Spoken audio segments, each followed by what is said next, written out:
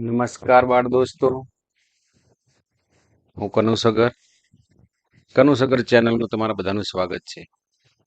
બાળ દોસ્તો, આજે આપણે આ વર્ષ એટલે કે 2025-26ની સ્વઅધ્યયન પોથી ભાગ 1 ધોરણ 7નો આપણને તમને બધાને મળ્યો હશે. તો આજે એના ગુજરાતીના પાઠ જે પહેલો છે એના વિશે આપણે આજે વાત કરવાના છે.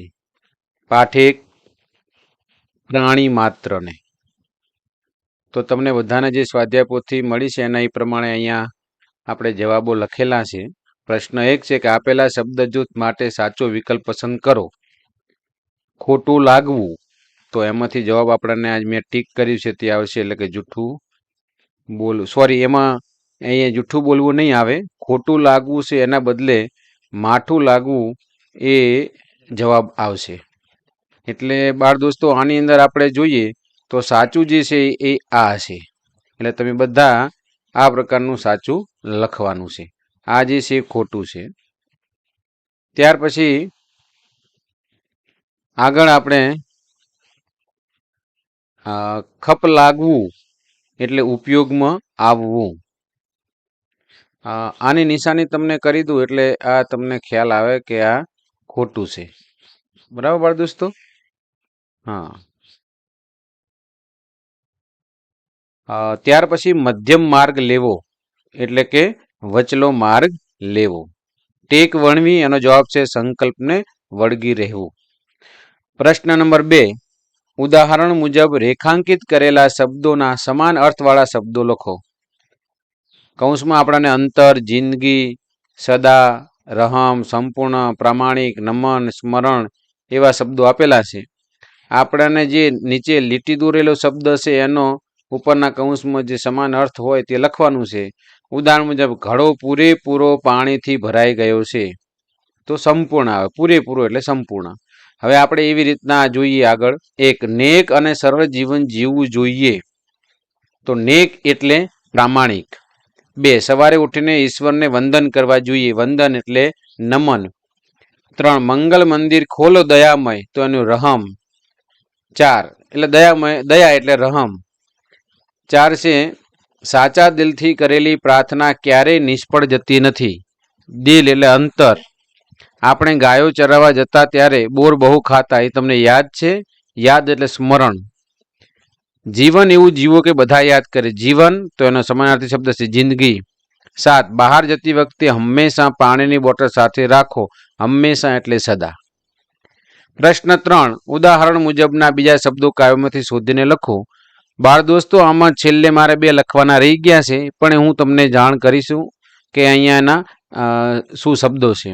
હિંસા તો અહિંસા, સંસારી તો સંન્યાસી, અધર્મ તો ધર્મ, વિસ્મરણનું સ્મરણ, અન્યાય તો ન્યાય, પૂર્ણ એટલે સંપૂર્ણ, અપૂર્ણ, નીતિ અનીતિ. પ્રશ્ન 4 જે છે એ આપણને આડાવડા અને અધૂરા વાક્યો લખેલા છે, જે ઉદાહરણ મુજબ ભેગા કરીને સાચા વાક્યો લખવાના. અહિંસા આચરનારા મહાવીરને નમન, તો આ પહેલું છે અહિંસા આચરનાર, અને બીજું આ મહાવીર નમન, મહાવીરને નમન. એવી રીતે આપણે નીચે ફકરાના વાક્યોને ભેગા કરીને લખ્યું છે. 1, જનસેવાના પાઠ શીખવનાર બુદ્ધને વંદન કરીએ. રહમ નેકીના પરમ પ્રચારક હજરત મોહમ્મદ દિલમાં રહેજો.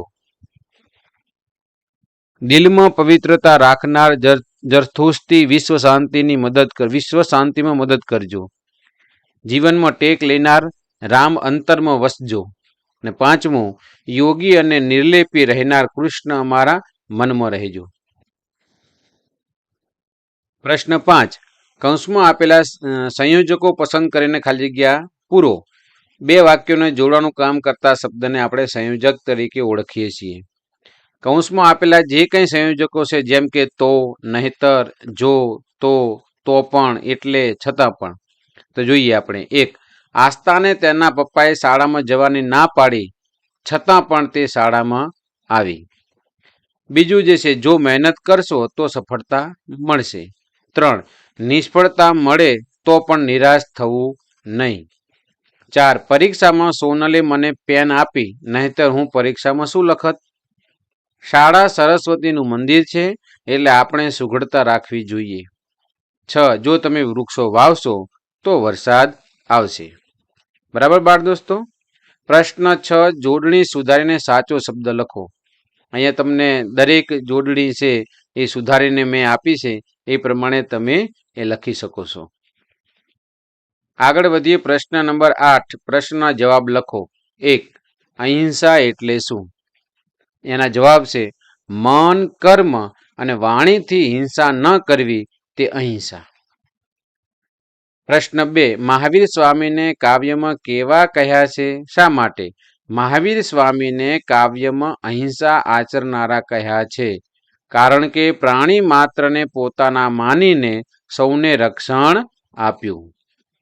પ્રશ્ન 3, ભગવાન ઈસુ માટે કાવ્યમાં કયા કયા વિશેષણો વપરાયા છે? શા માટે?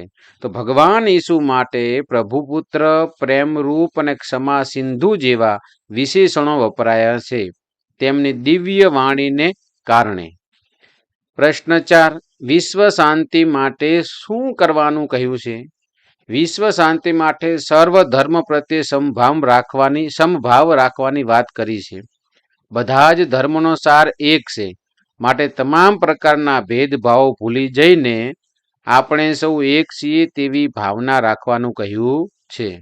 5, કાવ્યના આધારે શ્રી રામ વિશે 2 વાક્ય લખો. તો રામ જીવનના આદર્શરૂપ મર્યાદા પુરુષોત્તમ છે.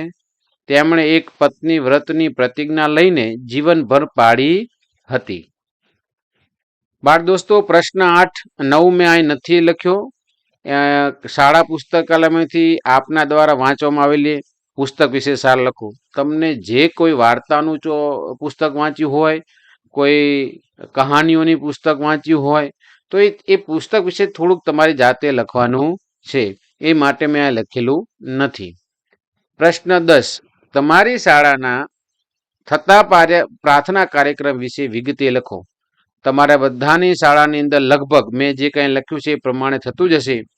તેમ છતાં પણ તમારે જો કંઈ અલગ થતું હોય તો એ તમે આમાં ઉમેરીને અથવા તમારી જાતે તમે લખી શકો છો. જોઈએ આપણે કે અમારી શાળામાં સૌપ્રથમ બધા જ બાળકોને પ્રાર્થના સમિતિ દ્વારા વ્યવસ્થિત બેસાડવામાં આવે છે. વાર પ્રમાણે પ્રાર્થના, ધૂન અને ભજન જેવા કાર્યક્રમો નક્કી કરેલા હોય છે, અને તે પ્રમાણે ટુકડીની રચના પણ હોય છે. સૌપ્રથમ ઊભા થઈને રાષ્ટ્રગાન ગાવામાં આવે છે. ત્યારબાદ નીચે બેસાડીને શ્લોકનું સમૂહગણ થાય છે. સમૂહમાં પ્રાર્થનાની શરૂઆત પણ થાય છે. પ્રાર્થના પૂર્ણ થયા પછી વિદ્યાર્થી દ્વારા ભજન ગાવામાં આવે છે, અને ભજન પૂર્ણ થયા પછી ધૂનની શરૂઆત થાય છે. જે કોઈ મંત્રીમંડળની ટીમોના કોઈ પણ એક સભ્ય દ્વારા રજૂઆત થાય, જેમ કે હું કહું કે આપણે અલગ અલગ મંત્રીઓની રચના કરેલી હોય છે. એમાં આરોગ્ય મંત્રી અમારે એવું હોય છે, આરોગ્ય મંત્રી પોતે આરોગ્યલક્ષી માહિતી આપે. એમ શિક્ષણ મંત્રી હોય તો કાલના આવનાર બાળકોનું કારણ જાણે.